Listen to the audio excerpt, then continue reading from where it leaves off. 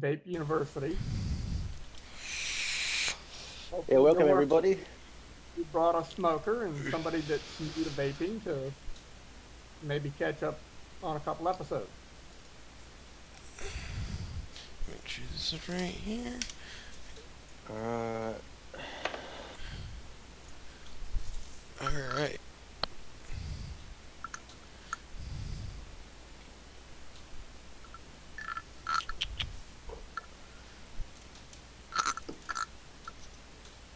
I was thinking about it too. I'm doing. Should I just? I got my RDA. I need to wick that as well. Should I worry about doing that today? Do that one, or wait until a further episode? Um, we can go over both. I mean, they're both. It's priming is relatively the same overall, so I mean we Yeah, can go back Yeah, just the wicking and not necessarily the actual priming of it. Which I mean I know with RDAs you don't really prime them, you just fill them and let them sit for a second. that's it. Yeah, yeah, So yeah, we'll just go over the if you want to just do the actual wicking that should be fine. yeah. All right. JC, you were going to say something? just yeah, with an RDA, you do kind of prime it. I mean, because you've still got to re-wet prior. Ugh, get your wicks wet prior to putting your tank together and filling it up. So in a way, you prime Yeah, it. yeah, yeah, yeah. You're sort of just trying to break that the what is it I forgot what the words called to help the flow of the juice. Anyway, that uh, I forgot the name of the word. I'm having a brain fart. I am too. I know what you're um, talking about. I can't remember the word for it though. yeah. I'll remember it in a minute. Alrighty. So, where do you want to start? Well, I mean, we can just kind of talk about it to an extent before we actually go deep into actually the process of it. All right. Um, Yeah. so what are some of the general rules on priming? Well, usually, like we're going to do anyway in the demonstration, you really start by wetting the outside of your coil. You want to be able to make sure that your coil is going to break that. What is it? That's the I forgot the name of the word. I'm trying to remember what it's called. Helps to break that seal so the juice can flow through the cotton. Um, oh, what is it? Like a Capillary, arterial. Sorry, what was that? capillary action. Cap. That's the one. Yeah, Yep. Good on arterial you, mate. capillary action. Yeah, Yeah, I was having a major brain fart then. I couldn't think. But that's what you need to do. You sort of have to break that seal to allow the juice to start flowing through the cotton. Otherwise, you're going to have constant dry hits, or you're going to burn your cotton and you're going to kill your coil before you know it. Or if in some cases an RDA, like there's if you don't really prime the cotton on those properly, or like you said, JC, let it soak properly, you can really burn the cotton, scorch it really easily. I did But that yeah, like with yesterday. a yeah. So Those like of with your you, typical coils, what was it, JC? as for those of those that don't understand the concept of breaking in the cotton, uh, do a test uh, at your own home. Get you a normal sponge that you would do your dishes with. Take it dry and put it in a puddle of water. Watch how long it takes for that to absorb that puddle of water. Now take that same sponge, get it wet, wring it out, and put it back in that puddle of water. And watch how fast that sponge sucks up that water. It's faster once it's pre-wetted. So same concept with your coils. Really Exactly. good idea. Yeah, yeah, that's perfect demonstration. Yeah, understanding of it. And so once you've done that, once you've got that action flowing, it allows for the juice obviously to flow correctly through. Like I've got just a Crown 3 coil here. So in the juice ports here, it's always good just to put a little bit of juice in each one of the ports. And with some coils you can, I know you can with the Crown 3, you can always just put a little bit just on the top as well, just to help the action of it to suck into the middle. But if you're using something like the TFV8s and stuff like that, the smoke coils, it's not a good idea to do that because that will create flooding.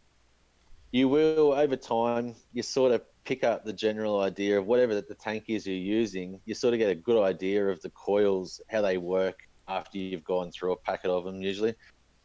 So yeah, so once you prime the coil, then you can go ahead and put it in your tank and go ahead by filling up your tank and allowing it to sit for a good, I'd say 5-10 minutes anyway. I like to allow at least 10 minutes for it. That way you're going to get the best life out of your coil. You're going to have the best flavor. You're not going to have flooding. And yeah, for instance, like, you're not going to have dry hits. They're the main things when it comes to priming a coil.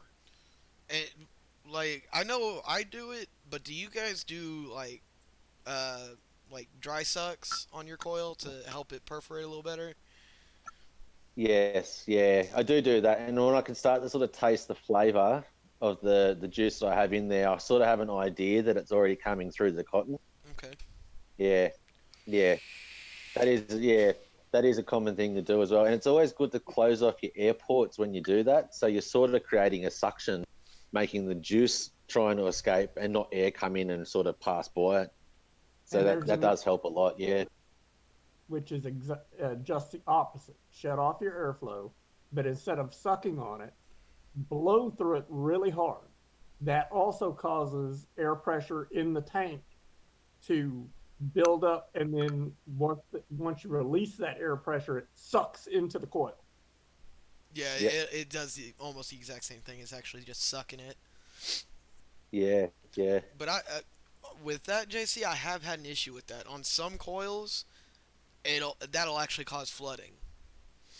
Really? I've had that happen Uh, on, I believe, my TFE 12, and I guess I don't know what was different about it, but when I blew through it, it actually allowed moisture on the inside of the coil from actually blowing in, and vapor from your breath actually getting on the inside of the coil, and it allowed it to perforate yeah. all the way through. And Well, I don't know if that's just on those coils or if that's a general rule. I just know that's happened on those coils with me. it could be the case, that they're just poorly made coils. I don't know. Yeah, they're not really that good. They are great flavor and great cloud production and everything like that. They don't last as long as I've noticed as like obviously the Falcon because it's a different style of coil altogether. Right. But the Crown will even last longer, and that came out before the TFV 12, I'm sure. Yeah, and it's one of those things where I don't know if it was designed really in the way that they knew that sort of thing was going to happen. Right. There's so many things that they would have had to try and work on just to try and get what they wanted, but then they realized, oh god damn it, we've caused this now by trying to do something in particular. So it's sort of like a catch-22 for them. They've obviously gone for the good flavors and stuff like that, and had to compromise the fact that there's a chance that it could flood. And I've noticed that with coils, that you get 2 out of 3. You get good flavor, good clouds, or reliability. You won't always get Exactly. all Yeah. three, or you'll get all three, but not they won't be as. One of them's going to be weaker than the others. Yeah. Yeah. That's right. Yeah. Yeah. That's like with I've noticed like the Falcon that will have great flavor. It does have good cloud production, not as good as some other coils out there, other tanks actually. I mean, sorry, but you're going to have the life. You're going to have a really long life from the coil. So that's they sort of it's two of the three they try and focus on most of the time. Yeah, Well, and and what? whereas like the Go ahead. sorry, mate. I was just going to say, like with the Crown, because I've gone back to the Crown for a little bit because I seem to like this. It's one of my go back to tanks, and I've found with the Crown 3, it's sort of the flavor's really good with them. The clouds aren't too bad, and the reliability they're pretty good. I'd never had a dud coil with the Crown. Out of all the coils I've gone through at least 50 coils of the tanks I have, and I have not had a dud coil. They're really good quality. See, Never I've have any flooding issues. A lot of people say that they can build up condensation in the base of them. They said that with the Crown 3. So in the 4, they made tiny little, on the base of the coil itself, it had tiny little cutouts where from the action of you sucking, it created like a vacuum and made any condensation and juice flow back up into the I've coil. seen that. Yeah. Because Yeah, it was a I good had that design. same problem on my TFE 12. where it get a lot of Yeah, condensation in just in the air well. yeah. There's a couple of issues that some tanks will obviously have, but yeah, when it comes to the priming of it, especially like with the TFV12, you always just stick to the outer uh, juice flow area. Never drip inside it because that will create flooding. But yeah, there's that's the basic concept when it comes to it. Should we do a demonstration and show people the steps to it? Yeah, go right ahead. Yeah. All right, I just got to flip my camera around. It'll just take a moment.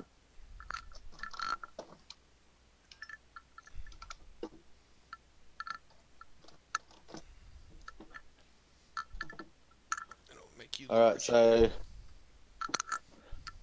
I've got here. So I've got my another Crown 3 tank, and it's a simple steps. There's not much to it really. So with the coil itself, like we were saying before, where you put juice on the outside of the coil, as you can see here, you have your outer juice ports is there on the sides. This has got three, and you can put a tiny little bit on the inside there. So I'll just give this a quick prime, and then I can just leave it sitting. The best steps, just put a little bit of juice on the outside there, just run a little bit there, and you'll see it darken fairly quickly because it starts to get that capillary action fairly fast.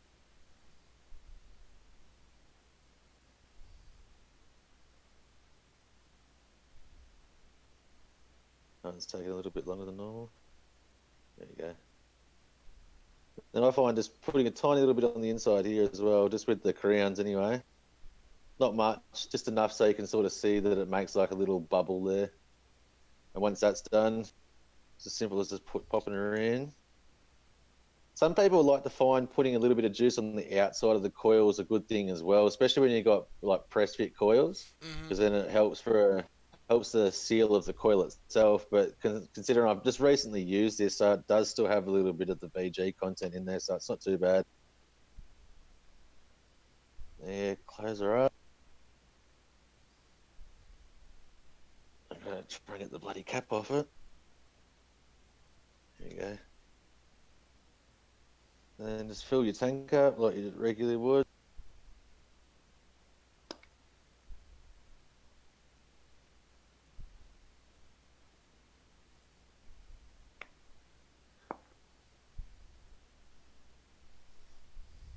These little bottles from Sample Box, they're tricky little buggers to try and get the juice flowing fast. Yeah, I've noticed that either they're extremely stiff or they like to collapse when you squeeze them. Yeah, that's all. This little guy here with that rose gold, it's really nice, really nice juice. But I found, yeah, the bottle's a little bit tricky to use, and I just did that review on the Space Jam as well, and the dripper because it's high VG, oh gosh, it's a struggle to try and get the juice back and forth out of it. Anyway, so there we go. So I've just filled up the tank. I haven't done it all the way to the top. I've just left it. It's probably, I'd say, it'd be 3/4 of the way. But I'll let that sit for 5, 10 minutes. I prefer 10 minutes anyway. And as I'm sitting there watching it, notice the little there. You can already start to see them appear on the side there. So that's how you know that it's starting to seep into the cotton itself. So I'll leave that sitting for a while anyway. And that's really the steps to it. There's not much to it when it comes to priming a coil. It's simple, but a lot of people will skip the steps to doing it and then have problems when it comes to, have problems coming to when they have dry hits and then they don't know what's going on. So it's a pretty simple thing to get around without having that problem. Yeah. Yeah. Yeah, it's fairly simple. It's just one of those things people don't realize it's something you need to do. Which, because Yeah. when I first started vaping, I just threw the coil in the tank and threw juice in. I didn't know anything about priming or any of that, and I And learned real quick that you need to do Yeah. something else. yeah, and nobody wants you, and you feel stupid asking, but there's really no dumb questions other than one not asked. But you don't Exactly. That's right. ask, and nobody bothers to, because they think, oh, it's so simple, you should automatically know. Well, no, not everybody knows. That's right. Yeah. So going down to like your local vape shop or asking questions on forums and stuff like that, it's always a good thing because you know you're going to get more knowledge that way. You're not going to be like guessing. You don't want to try and guess when it comes to stuff like this because you will have a problem. It's always good to get knowledge from somebody that knows, some sort of reputable person that has an idea or that's been vaping for a long time because they know what's going on and they can pass the knowledge. Right. And well, I've noticed a lot of vape shops now. It's if you tell them, "Hey, this is this is the first time I've ever bought a mod," they'll sit there and show you how to prime it and all that. At least Yeah, all the local shops I've been to have, but I know some yeah. I've been to some shops that they're real uptight and they're like, "Oh, here you go," and just put you on your way. They don't show you anything. They don't help you out really. Well, they want you to have a good experience from it too. They don't want you to turn away from it straight away because you don't know what you're doing or something like that. It's always the guys that normally will go ahead and say something to you. They're the guys that you know that have had that experience in the past where someone's helped them, and they understood as well that it was something that sort of it's a necessity to know how to go about vaping. It's not like you can just grab a vape and chuck some juice in it and off you go. Right. You're always going to have a couple of questions to ask about it. Yeah, it's one of those things. It's like driving a car in a way. You can't just jump in a car and start driving. You're gonna have those questions that you need to know about how to control it, and yeah, it's there's many things like that. It's not as simple as like drinking a cup of water or something like that. You don't really need to ask many questions for stuff like Right. Well, and that. that's one thing I've noticed about the vape community in general is a lot of the people are completely willing to help you if you ask Yeah, because they know how it is. They were new at it one time too. And it's one of those yeah, things that if you're new to it, don't be afraid to ask questions. Because exactly. Yeah, I was that's one of right. those Yeah. people that didn't. I was like, yeah, it seems fairly simple. I got it. And then, 3, 4 coils down the line, I'm like, okay, what am I doing wrong? Yeah. Vape groups and YouTube channels like ours is the new uh, smart book, the dictionary, the instructions. If you don't know, read the instructions or view them Right. in this case. Well, and like you were saying, there's a lot of different channels on YouTube that are geared towards brand new vapors like this one, and they'll show you breakdowns of how to do everything and all that. Yeah, there is a fair few out there. Some of them do jump ahead a little bit, and they will they sort of advance ahead really fast. Where, like for instance, like we're trying to start from the ground up, and we want to be able to give everyone the knowledge they need without them having to ask any questions because we're diving into so much detail. But like you were saying, yeah, there is a lot of channels that are out there on YouTube that show people, but the questions are still asked usually because they will sort of jump ahead a little bit because they don't realize of the detail that comes into learning from the ground up. It can be a little bit daunting. Right. Well, and there's a lot of people, like a lot of channels that I've seen, and like you were saying, they know what they're talking about, so they kind of push forward a lot more Yeah, because they're like, well, this is really simple, so it doesn't need to be gone over. But you do have people that, have the very simple questions to answer, but yeah, everybody thinks it's like, oh, well, that's a very simple thing to do, so, people figure it out real easy. And that's not always the yeah, case. yeah. That's right. Yeah.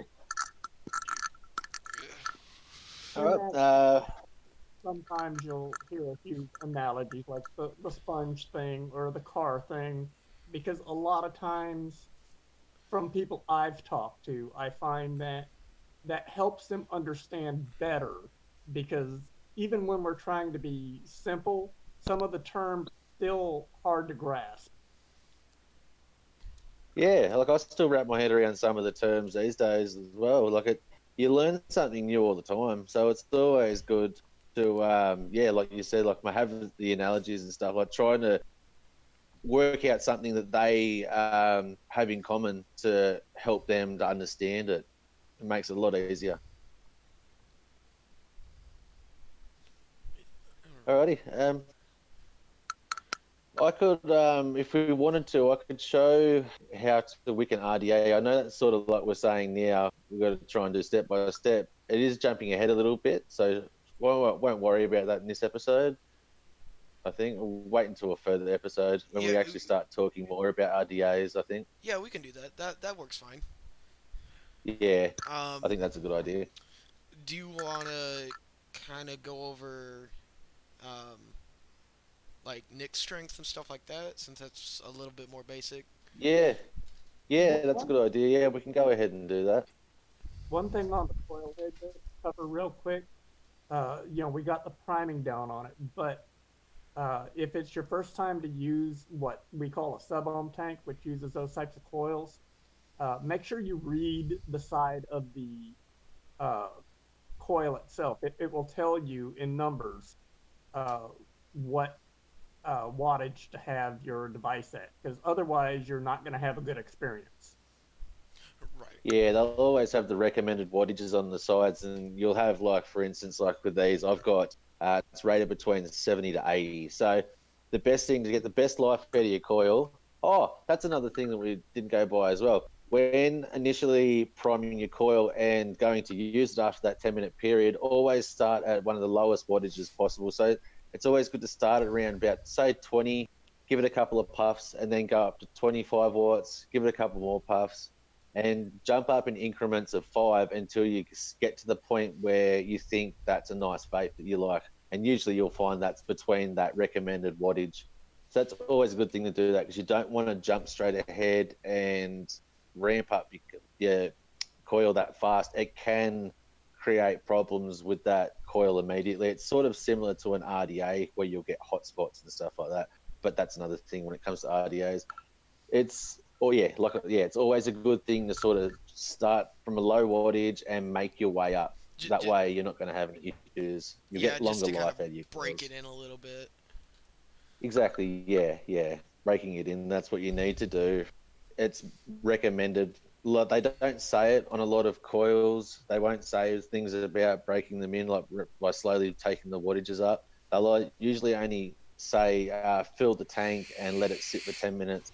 Some will say it's a good idea to prime the outside of the coil, but not all of them do that these days.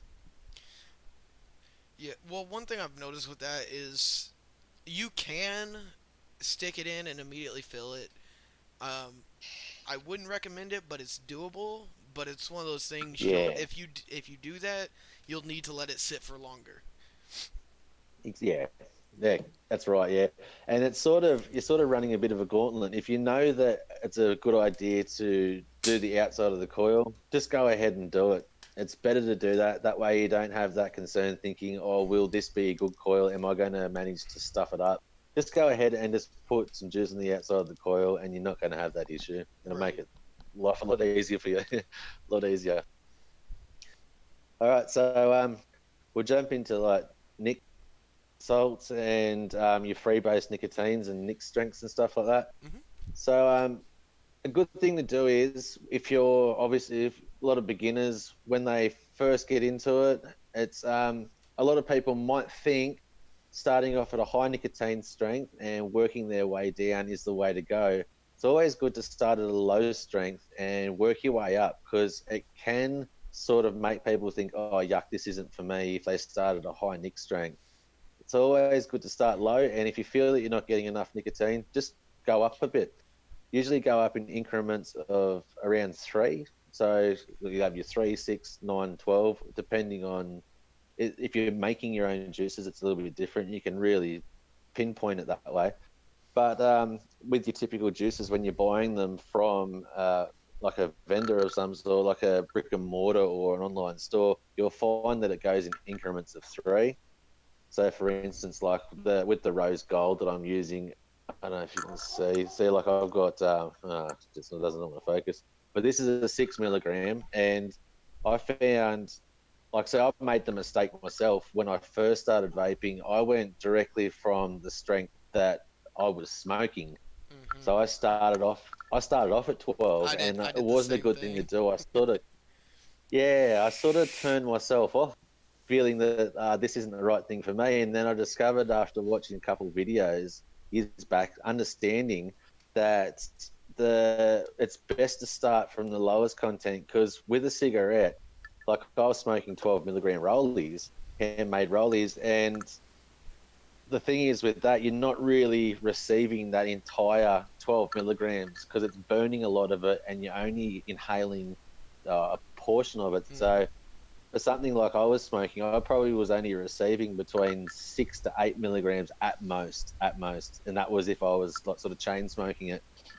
So if you're just sitting there having a conversation with somebody having a smoke, you probably only get 4 to 5 milligrams at most as well. So it's always good to start at a lower strength, because you might find that you won't need what you thought you were going to need originally. So like like I said, I tried 12. I went straight down to 9. Didn't like it. Went straight to 6 virtually, and I found that to be pretty nice, See, pretty good. that's what I've suggested to everybody that I've turned to vaping. I suggest starting at about a 6 because it's a good middle ground. Yeah, It's fairly similar to the amount of nicotine you're getting with a regular cigarette. that's And right. Yeah, if you want to quit completely, start at 6 because it's a fairly low number. Almost everybody carries a 6 in everything, especially brick and mortars. Everybody has a 6 for everything. So it's the easiest one to get a hold of, and it's the closest to the nick strength of a regular cigarette that I've found, at least. yeah, it is. It's really close to your normal strengths. You'd have. Well, I don't know with you guys in the States, because do you guys go off colors, or do you actually have a milligram level on the side of your cigarette? It goes by colors here. So Color. we have, yeah, we've only sort of recently in the past, I'd say 5 to 10 years roughly, a lot of brands went across the colors, and they weren't telling people what their strengths were inside them. Where in the past we used to have on the side of the packet, it would tell us the milligrams per cigarette. So it used to be really good. So we used to have like our 1 milligram, 2 milligram. There was 3 milligrams.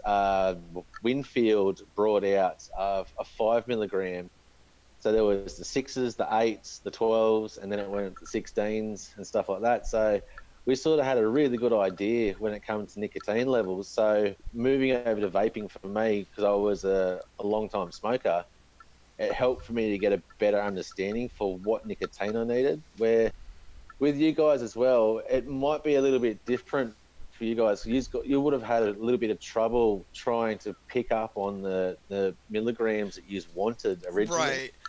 because One. you just went off color. Yeah. One thing I've found is if full strength, like your Marlboro Reds and stuff like that, will be around 9. Um, Yeah, and then your lower grade or like full flavors are going to be around 6, and then you've got your lights, which are about a 3, and then your ultra lights are about 1 to 2, depending on the brand. So yeah, if yeah, you're smoking lights or ultra lights, I'd go with a 3 because it's going to be the closest to what you've already got. But if you're smoking full flavors or anything like that, go with a 6. If you're smoking cigars, you're going to want either a 6 or a 9 because cigars have a high amount of nicotine. yeah. It's sort of like with us as well. Like now that the colors come into effect, similar to you guys, and like we don't have any advertising in any way. Oh, the only advertising now with cigarette packets is the quit smoking advertising, Yep. where it'll show like, yeah, and all packets these days are like an army green color. They've lost all their like colorful designs and stuff they used to have on them. So now that we've gone to colors as well, like you guys, like for instance, any cigarette that comes in like a gold, like PJs, like Peter Jackson's and Winfield and stuff like that, they were an 8 milligram. Reds were usually about 12 to 16, depending on what brands and stuff you're getting. And then like, sorry, no, was it no blues were 12, and reds were your 16s. But with Winfield, they brought out a light blue. Yeah, that was the 5 milligram. It was a little bit weird that they went light blue and not another color that would have been a little bit close. Like they could have Right. said like light. Yeah, I guess they couldn't say light gold because there really is no color light gold. Yellow. Yeah. Yeah, it's a little bit difficult, but like, yeah, you sort of, if you were a smoker, you pick up on that. So it helps a lot if you had past knowledge. And usually vapors are ex-smokers, and that's why they've gone towards vaping.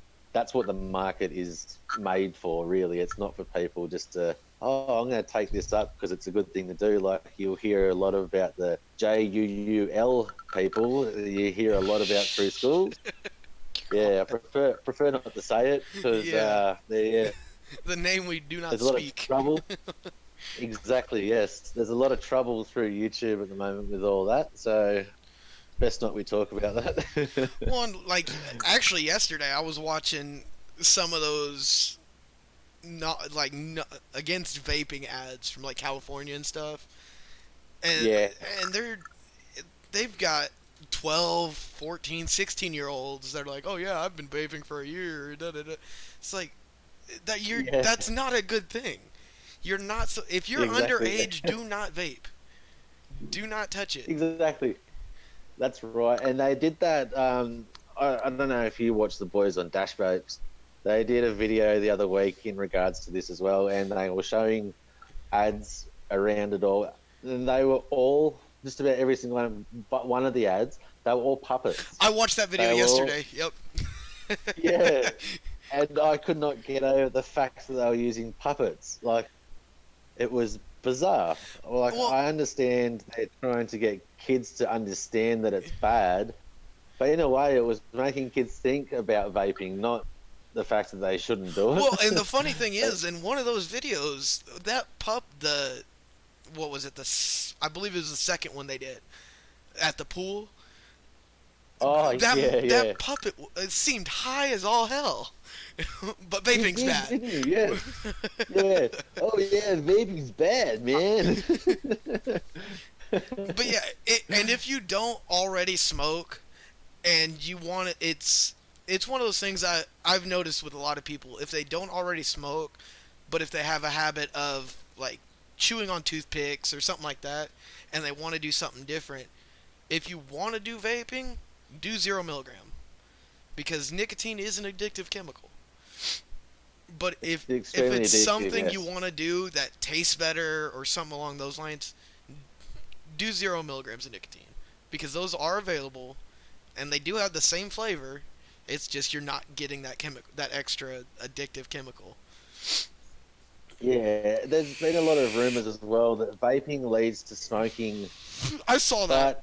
but That's yeah, it's not like it anybody's gonna doesn't. pick up something that tastes amazing and smells great and then go to, oh, I feel like smoking a cigarette that tastes disgusting and smells like ass.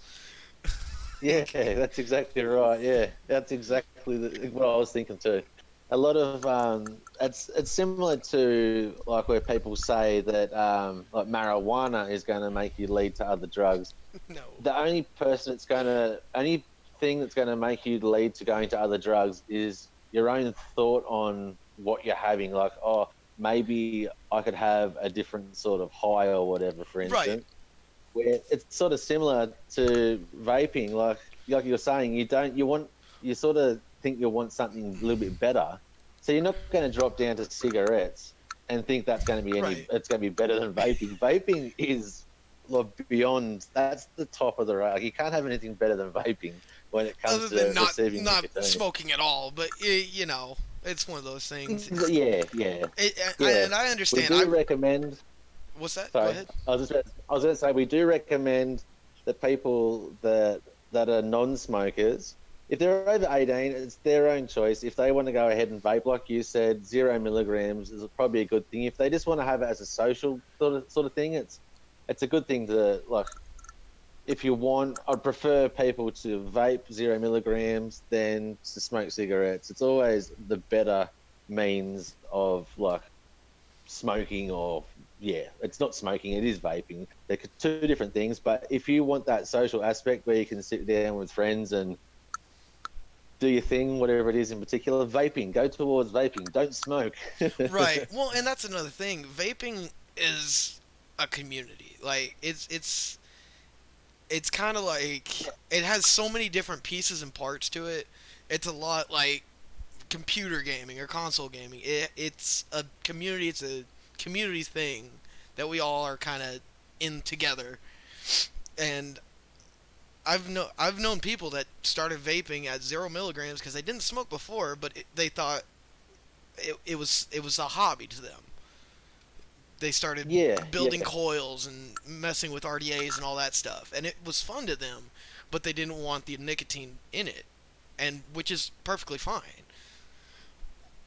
yeah. That's it. Yeah, a lot of people they might be like techies that they like working with their hands and stuff, for instance, and that's yeah, like you were saying, building coils and learning about, especially for the people that moved into vaping when it was just the unregulated devices. You get a real good feel for it, and it's it's like anyone. It's like people that like to build computers and stuff like that. They sort of have they want to have an understanding of it because there's that technology there. So yeah, all for them. If they want to do that, if they want to try and do that, that's yeah, that's their choice, I guess.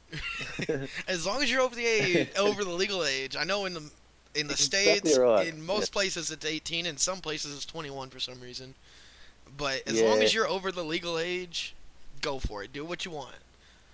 We're that's just right. here to try and kind of guide you to what you will already prefer. So yeah, that's see with you guys over in the States, nicotine for you is it's completely fine. You're not going to get pulled up on it by the police or anything like that.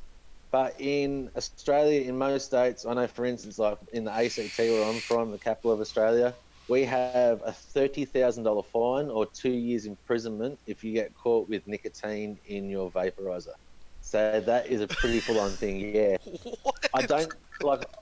Yeah, I've been talking about this to a lot of people recently. It's a bit weird because they have other things to care about the police, so they're not going to pull you up and go, "You got nicotine in your vape? I want to check that right now," because there'll be a big process behind it, and I don't think they're going to bother too much. So Right. Well, and they do. it's They like do over try in and blow the wind England. up. Yeah. I've Yeah. seen some places over in England where they'll just stand there outside of a building and wait for people to throw cigarette butts. And Okay. it's just one of those it's I know they have better things to do, so why are you wasting like I've never even heard that you can't have nicotine in your that's just it's a nicotine Oh replacement. yeah. Like that's what So it's like, made I'll for. have to get exactly, yeah. I have to get my nicotine from like New Zealand and like obviously through Sample Box, I get theirs obviously in the juice already. But if I go to my local vape shop, we only sell 0 milligram.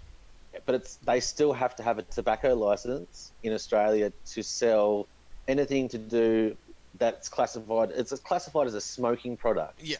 where you're not smoking, it's vaporizing. It's two different things, but it falls into that same class in the government of Australia.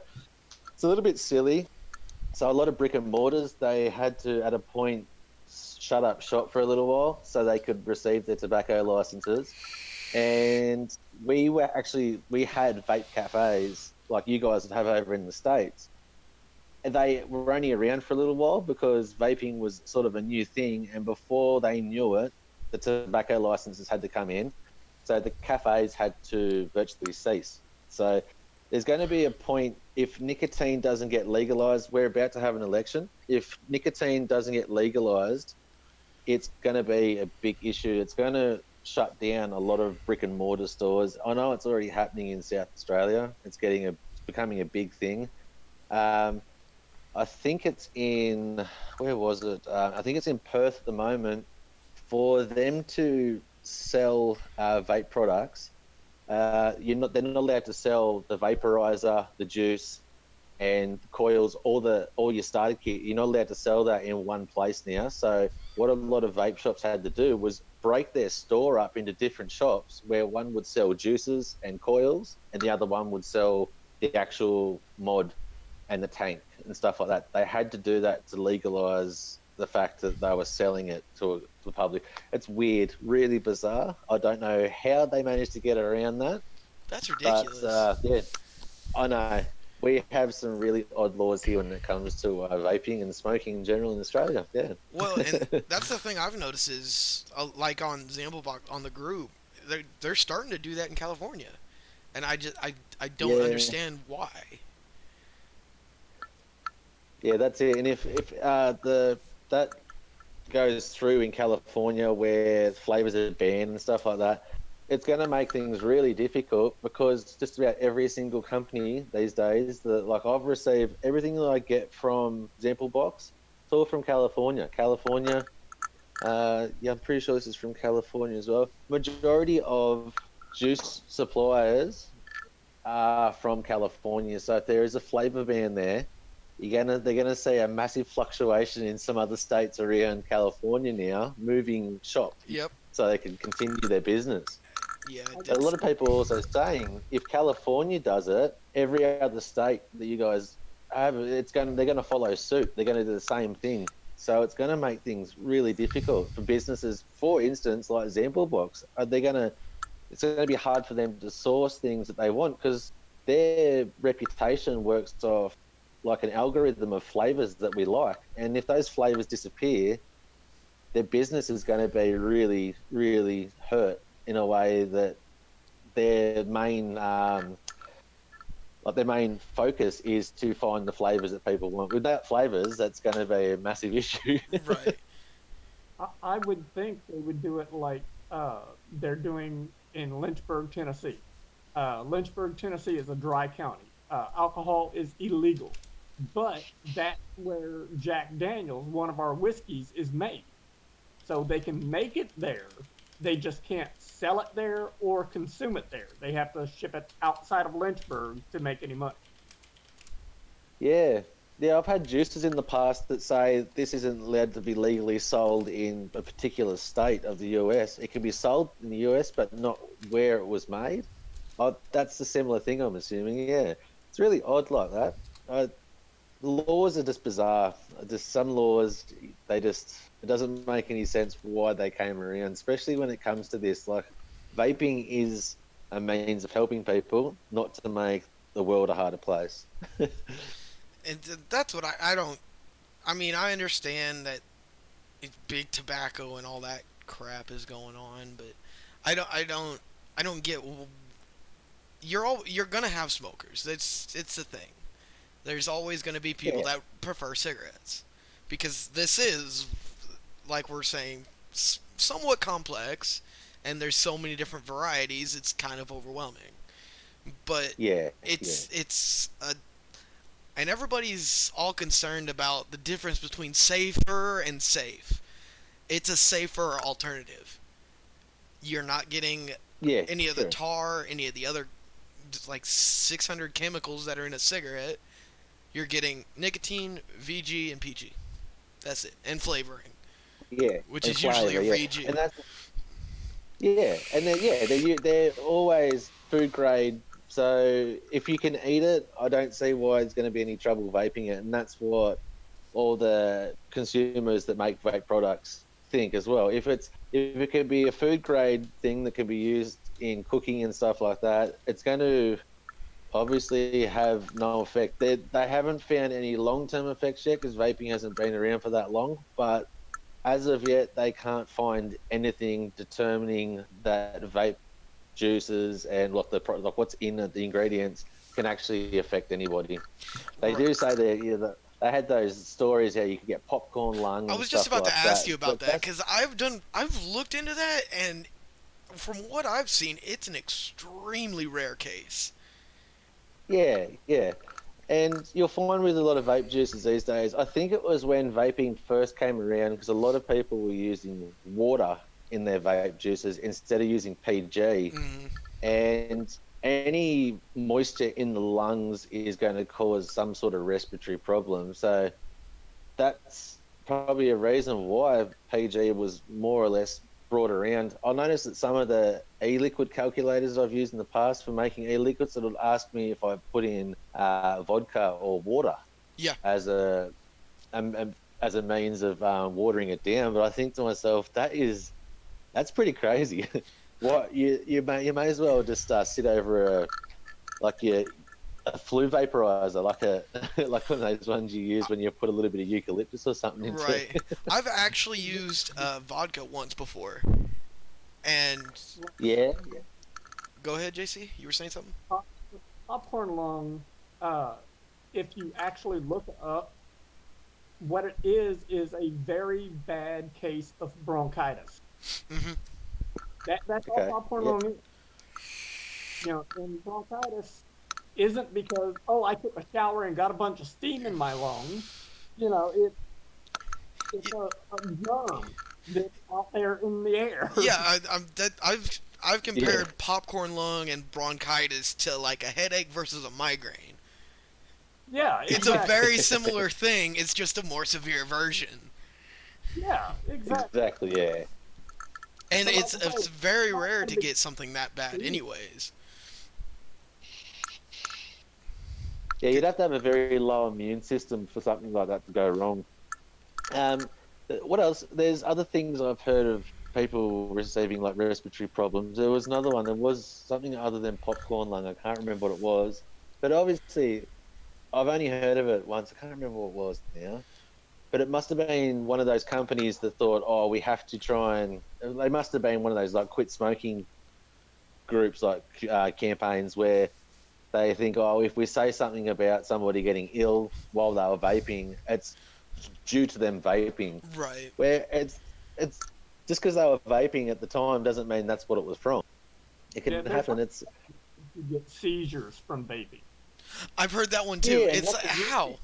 that's How a is that recent possible? thing. Yeah, You know how that's possible. I mean, Well, and there's I've people I've lived talked all to. my life, and I was way before vaping ever even thought about being. Right. Well, and there's yeah, people yeah, I've talked to that were smokers and they have asthma, and vaping has actually reduced the risk of an asthma attack for them because it's not as severe on your lungs, it's not as severe on your throat, and I I know they like to pull these extremely rare cases and act like that's a normal thing that happens as a effect of vaping, but I've noticed the videos in general are extremely misleading about the products and all that. But yeah, it's one of those things. If something like that happens, yes, stop vaping. It's there's something going on more so, but vaping is adding to the problem. But it's such a rare case. It's minuscule compared to the amount of people that vape, and it helps. Yeah, yeah, It's yeah, like opioids. I mean, there's a shit ton of people that it helps, but there are those few increasing, yes, but few cases where they become extremely addicted, and yeah, it's still a rare case compared to the amount of people it actually helps. yeah, and that's a big can of worms anyway. That Right, right. yeah. That was probably a bad example, No, but that's all right. That makes perfect sense. Though, when it comes down to just about anything, if it's going to help people, there's going to be a few people out there that it doesn't help, no matter what it is which we could be talking about, and they're going to focus on that because that tiny like that tiny amount of people that are affected, immediately they say, well, it's not good for anybody just because it didn't work for them. So that's a common thing these days when it comes to like the pharmaceutical industries and stuff like that. They're always going to point the finger at the company or whoever it is that made it or whatever it is in particular because it affected a couple of people. Like you're saying with the seizures and stuff like that, they would have been having seizures their whole life anyway. And just because they started vaping and they're having seizures doesn't mean necessarily that's due to vaping.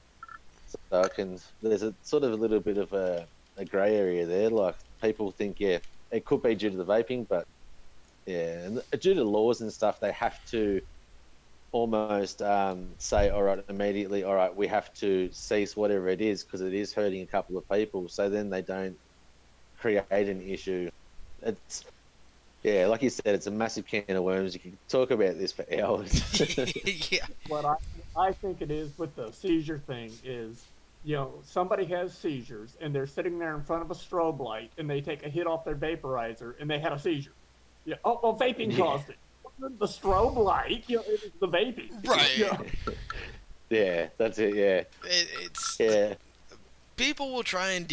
I've noticed this about laws and stuff like that, people will try to demonize something that helps somebody to an extent.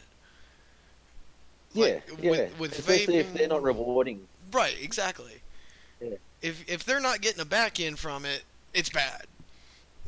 exactly right. Yeah, yeah.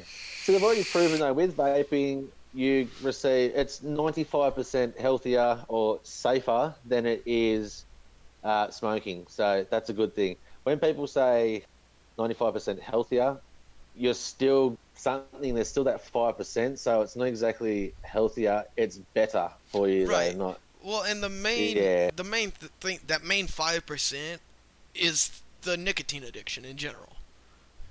Yeah, yeah, From what I've noticed, and then those rare cases.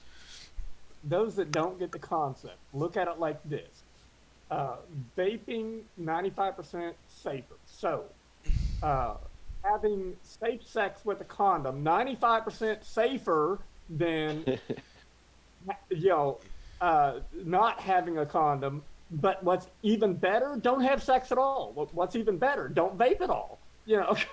yeah. There's That's it. always That's gonna true. be, if you're doing something, nothing's 100% safe. That's just a given in life. Exactly right. Eating a bag of Yeah, chips isn't 100% safe because you could cut your throat, you could get obesity, it's all kinds of stuff. But it's yeah. They lead to certain things. That's right. Yeah, exactly, there's always gonna be an unsafe portion of it. But that's life in general. I mean, sleeping in a bed with headphones on, it's not safe because you could roll over and choke yourself. But yeah, it's a yeah. rare thing to happen. Exactly. Yeah. It like I was told that as a kid. That's just one of the ones that popped in my head. But there's always a safer version, which is usually don't do it at all. But if you're going to do exactly it, right. choose the safer of the options. Yeah.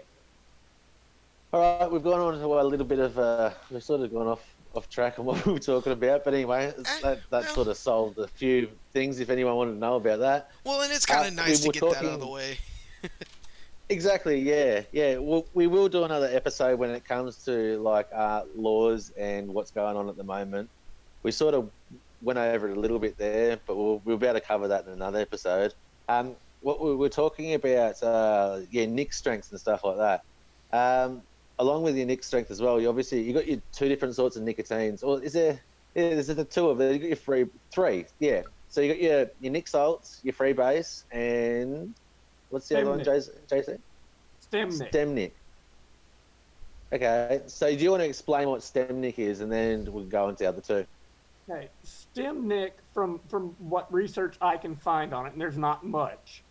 They basically take the stems of the tobacco plant and put it into a juicer to extract the straight nicotine directly out of it. Okay. And it's Okay, yeah. supposed, even though it's like right now the only ones that are out on the market are 19.5 milligrams, but that's supposed to equate out to 40 milligrams of Nick salt. Oh, okay. Far How out. that works? I must have been living under a rock because I've never heard of it. I've heard the term. I've just haven't seen anything on it. Okay. Yeah. All right. Huh. I've actually never Alright. tried that. Yeah, I haven't tried it either. I've only just stuck to my freebase and my Nick salts, obviously. But funny thing is with Nick salts with me, I sneeze. It makes me sneeze badly. So I bought a lot of it a while back, and I end up having to give some to my mate. That stem Nick, I don't know if it's supposed to be this way or not, but the one I've got is supposed to be like a pina colada flavor, but it tastes like a straight up cigarette. It smells like cigarette. It tastes like cigarette. That's what I've heard, and from what I've heard, a lot of like the actual tobacco flavors are trying to incorporate the stem nick in. I don't mess with regular tobacco flavors, but it's because they have that natural tobacco taste already. Yeah. So I don't. I'm the same as you, Matt. I don't like going towards that tobacco, the savoury flavour of tobacco.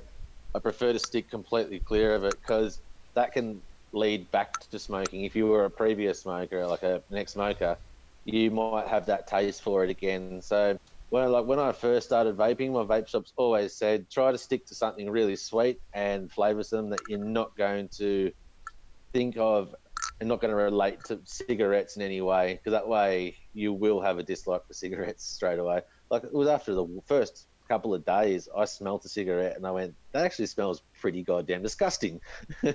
Right. couldn't get over it. Yeah. Yeah, because when I first So yeah, started, I went with the tobacco flavor because it was like, okay, this is a familiar flavor. For one, it doesn't taste the same, and for two, it was like, well, if I'm gonna do this, why not just go have a cigarette?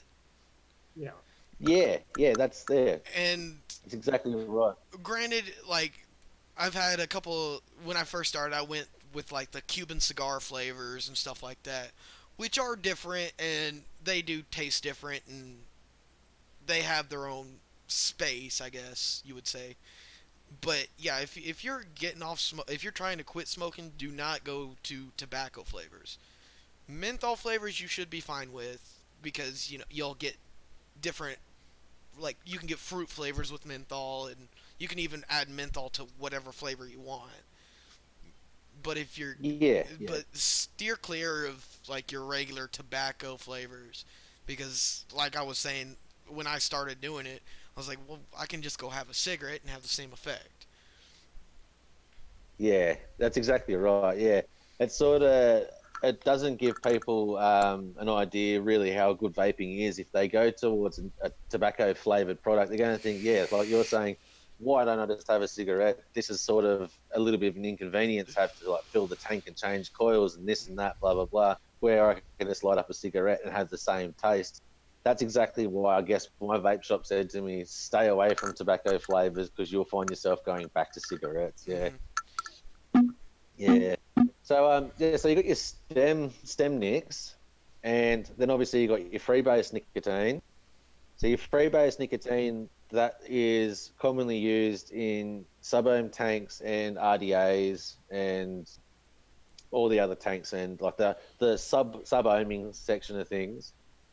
And it's not too bad. I like my freebase nicotine since day one. I've always liked them, and then when I heard about Nick salts, like I said before, I gave that a shot and I was sitting there like I had allergies. I was sneezing a lot. And I actually have read a fair few forums where people have the same issue as me. I didn't think it was going to be a common thing, but it actually happens a fair bit.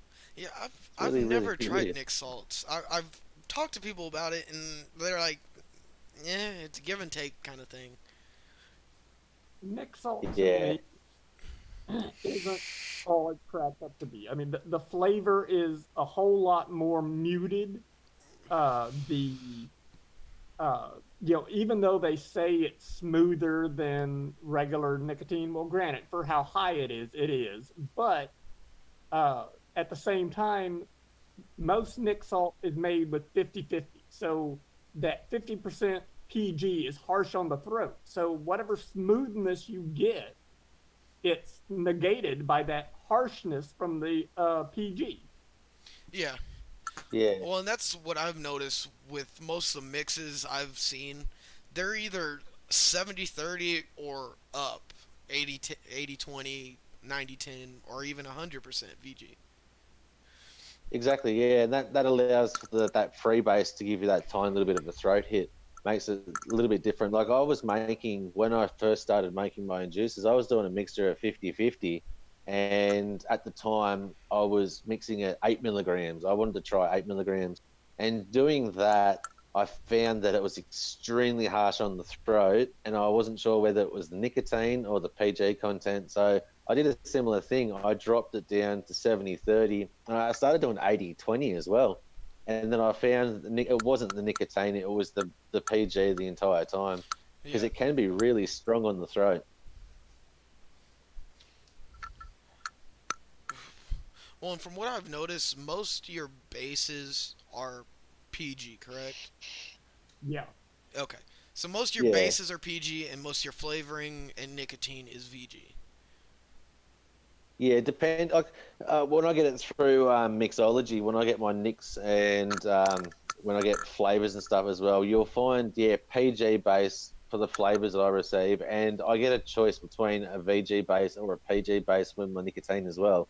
So I try and stick towards PG for all my flavors and my nicks, and that way I can just calculate what I need anyway. Because you're going to have enough PG there anyway. So I was buying a liter of PG and a liter of VG, and now I really only have to focus on buying VG more or less because I've got the PG content in my nick and my flavor and stuff like that. So it, yeah, it can help in the long run doing that. Like you were saying, most bases you'll find that they are PG.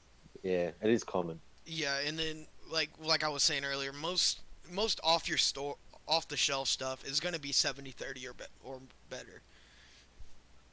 So Yeah, yeah, once you start getting into the 80/20 and the 90/10s, that's where you're going more towards just straight vapor production. yeah, and that's more like RDA, like for dripping and stuff like that. You'll find that it's more commonly used in that area. Yeah, because Yeah, suburban it tank, is a lot thicker. exactly. Yeah, and to get that capillary action going in your typical suburban tank, it can lead to dry hits and stuff like that with high VG levels. Yeah, Yeah, so like we're saying, if you're just getting it off the shelf, 70/30, that's usually what you're going to get anyways. So that's unless you're mixing your own or you're going for a specific, cloud production or strictly flavor, you're going to get mostly 70/30 anyways. that's right. Like I'm using 70/30 at the moment, and that's I don't want to go any higher in the VG content when it comes to putting it in a normal suburban tank. I think I have tried 80/20, but because I do vape a fair bit, I find myself getting some dry hits. I've So noticed that it's with this one. I I'm don't actually want vaping now, and I guess to. Yeah, Mom's is a lot of their juices are 80/20, and you will notice yeah, a little bit harder draw because it is a thicker juice. yeah. That's right. Yeah, and you'll see on a lot of some bottles, especially when they come with the dripper, like with the eyedropper style, you'll find that they're max VG, and that can mean 100% VG a lot of the time. You'll find high VG levels, like Space Jam will have high VG on it as well. I When I say high VG, like this is really thick, and apparently it's 70/30, but then I look at it to some other juices, and the other juices seem a little bit different, and they're meant to be 70/30. So it can be a little bit confusing. Yeah, It says like, I've noticed. sorry, you go. Um, I've noticed that it depends on what brand VG they use and what flavorings they use as well. Because some of the flavorings will Yeah. thicken it up a lot. Okay, yeah. Because that's what I was going to say as well. It might be due to what they've used as, what ingredients actually they are. Because all PGs and VGs, they're not from the exact same distributor or from the same place. Like they're not created all in the same area. So they could have some viscosity levels that are slightly different. Oh, Yeah. All right. So that's about it for this episode. Is anyone else? Can you guys think of anything else we haven't run by in regards to nicotine? um, no, I mean, just like we were saying, if you're just getting to vaping, start at about a 6, because that's going to be your average cigarette, and then Yeah, that's it. Yeah, and then move up or down whichever one you feel you need. But yeah, from what I've and found, most people stick with 6 because it is a fairly smooth and average. yeah, that's right. Another thing that I forgot to explain is, I know you guys you probably know this as well. If you were an ex-smoker and you've gone towards vaping, and you've had trouble in the past trying to give up cigarettes, and some people say, "Oh, why don't you drop your nicotine? You might be able to slowly bring your nicotine down when it comes to smoking." You can't, because the toxins that are inside a cigarette trap the nicotine inside your receptors in your brain, so it makes things difficult for your body to try and process. But whereas with vaping, for instance, say if you smoke 12 milligram cigarettes like I did, and I saw, because I started up high and I started dropping down really quickly, I found out the only reason why I was dropping so quickly too, not just the fact that I wasn't receiving that 12 milligrams to start with the cigarette, but I found that because I didn't have that chemical content of a cigarette in me anymore, it wasn't trapping the nicotine receptor, like it wasn't telling my receptors that I had to receive that nicotine anymore. So you can slowly decrease your nicotine over time when you do vape. So before you know it, in a couple of years, I like sticking to 6 milligram at the moment. I am finding some juices are a little bit harsh. So I've been making my own juice too. So I've been making 5 and 4 milligram doing that, but I still, with pre-made, I'll still stick to the 6. But yeah, I'm finding already that it's too much for me. So I'll slowly will decrease over time. And before I know it, I'll be on the 0 milligrams. And that's one good thing about vaping, that your brain can actually understand that, because it doesn't have all those chemicals that a cigarette does. So it helps a lot when it comes to completely giving everything up. Helps a Yeah, lot. what I've noticed is it allows your brain to actually completely process it without holding on to it and just Yeah, storing it like a cigarette And does. that's also, if you're new to vaping and you find that you seem to be vaping 100 times more than you would normally smoke a cigarette, that's okay. You know, Yes. you have to your body has to adjust, and you have to adjust to a new thing, and it'll seem like you're going crazy in the beginning, but you will very quickly slow down to a normal regular pace. That's right, yeah. So I find myself, I'm always holding my vape. Like I swear to God, I'll be holding it. I'll snuggle it when I go to bed. No, no word of a lie. My missus says to me a lot. She says, "Why do you vape so much?" And I say, "Oh, I'm not vaping a lot. I'm really only having a couple puffs here and there." Whereas when I was smoking, I'd have like 20 drags of a cigarette and then put it out, and then half an hour later smoke another cigarette. See, it's different with vaping because you're only having those couple of draws every time. It's different, so you can sort of continuously every 10 minutes or so, I'll have a couple of draws on the vape. It's slightly different, so it makes it look like I have it a lot in my hand. But the only reason I do that because I only have a couple of draws every time I go to have a hit of nicotine. So it sort of spreads out through the day. And no joke, no word of a lie, I'll wake my missus up in the middle of the night because I'll be sitting in bed vaping and she's like, "What are you doing?"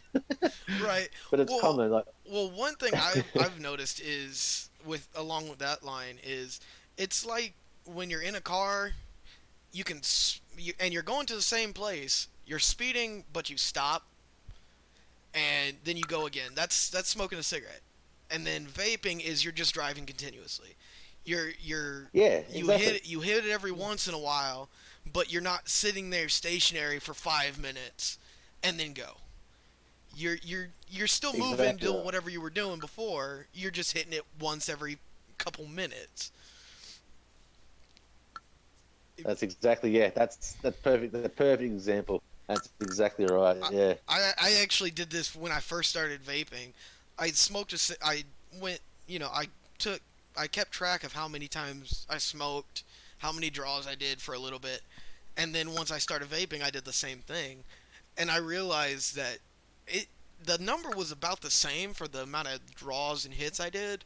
It's just Yeah. it seems like it's more considering you don't have to stop and do it all at once.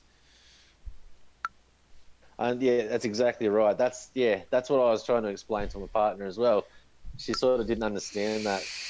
So it sort of made it a little bit difficult to try and explain to her. But yeah, that's exactly right. You have the same amount of puffs as you would over a day if you were smoking cigarettes as it would be using the vape. You're just spreading them out through the day with the vape.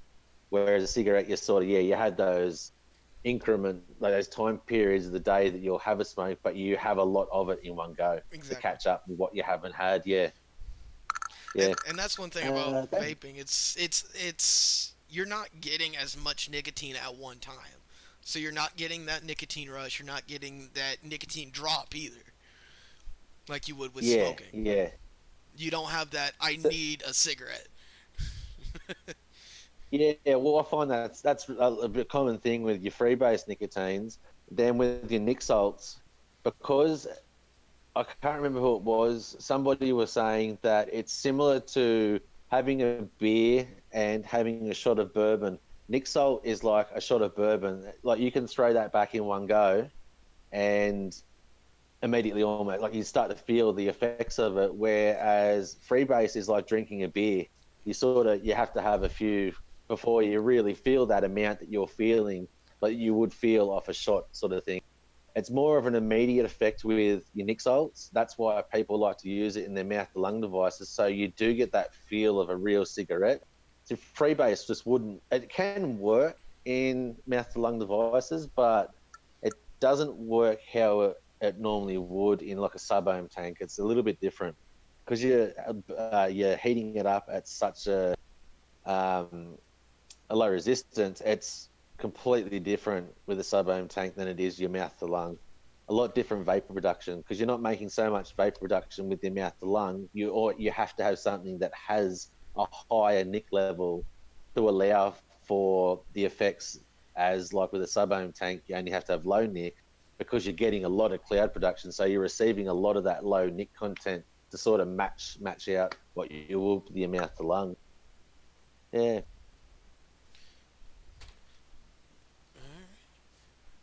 You guys got All anything right. else you can think of? Um, no, I think that's really we've gone over a fair bit of stuff today. I was yeah, I think a few of the things that I wanted to talk about we've spoke about, and we've spoken a bit more about other stuff as well. Yeah. I think that'll do for today anyway, I reckon. Yeah, I mean we're at an hour and 15, so yeah, Yeah, that's not too bad. Um, yeah, all right. If you guys watching this in the post or in just a video format, leave a comment if you have any questions or if you want us to talk about something specific. Um, like we've said before, we don't know everything, but if you want us to talk about something specific, we'll look into it and figure out whatever we need to talk about. exactly. Yeah, because there's so much that we can talk about when it comes to vaping. There will be things that we overlook and we'll skip, and obviously because there is that much to know when it comes to the ins and outs, little things like the what we've been speaking about when it comes to nicotine. You can easily learn your basic stuff when it comes to that, and there's stuff that you really don't need to know. But like you were saying, Matt, if somebody wants to know something in particular, they're always welcome to leave us comments, and we can always get back to them. We can easily do that. We have no problem whatsoever. Awesome. JC, you got anything? Other than with the Nick Salt versus freebase type thing, is like I say, most of your Nick Salts are higher level nicotine, and even with your freebase, if you're going to use the higher the nicotine, the smaller the device. That's the easiest way to explain it. So you have your sub ohm, which is normally got a big mouthpiece, so you get lots of vapor. Your mouth to lung is a small mouthpiece, so you get a little bit of vapor. Also, your heat on your sub ohm is high. On your mouth to lung, it's low. So high nicotine. The higher the nicotine, the lower the heat, the less vapor you want. That way, it's it's a smoother ride because otherwise you're gonna hurt yourself. Yeah. Right. Yeah, And and that's what they made with. Sorry, Matty, you're right. all I was gonna say is, and nicotine, it's whatever you prefer. It's one of those trial and error things. Like you were saying, you started really high and then went down because it wasn't for you. It's a whole That's trial and yeah. error process. But a good starting point is 6 milligrams for your standard sub ohm and RDAs. Yeah, yeah, it's always good to start at that point. Yeah. Another thing I was going to say as well. Sorry, I should have got ran to this before, but like, yeah, with your Nick salts, you were saying before, JC, that they are much smoother, so you can have them in higher milligrams. so it allows for a smoother throat hit and just overall comfort level. So you're not going to have any issues with freebase when you do vaporize that in a high milligram. Doesn't matter if it is in your mouth to lung devices or whatever it is you're using, you'll find that it can be unpleasant. It can be really unpleasant. That's why they created Nic Salts to start with, to create that pleasant experience. Yeah. All right. Yeah. Alrighty then, guys. Well, on the next episode, I don't have my computer in front of me. What were we planning on talking about in the next one? Let me see here. Um, we've got making your own e-liquid and e-liquid calculator. Yeah. All Is right, we can do that. Yeah, we'll go over that stuff. Yeah, and that should be. we'll probably add something else because we were gonna do Nick Salt and Freebase, but we can add something else Yeah, and figure something else out. Depending on time, I it's think yeah. the next episode because I don't make my own juice. Well, that's all right. I'll be able to show you guys anyway. Everyone. It's a learning curve for everyone when it comes to this sort of stuff. Have you experienced making your own Matty? I did when I first started. I haven't done it in a while, and I was actually thinking about getting back into it. So, I mean, this will Yeah. be Well, a you learning guys might experience for need me. to. You guys might need to get into it if there's going to be a flavor ban over there. Right.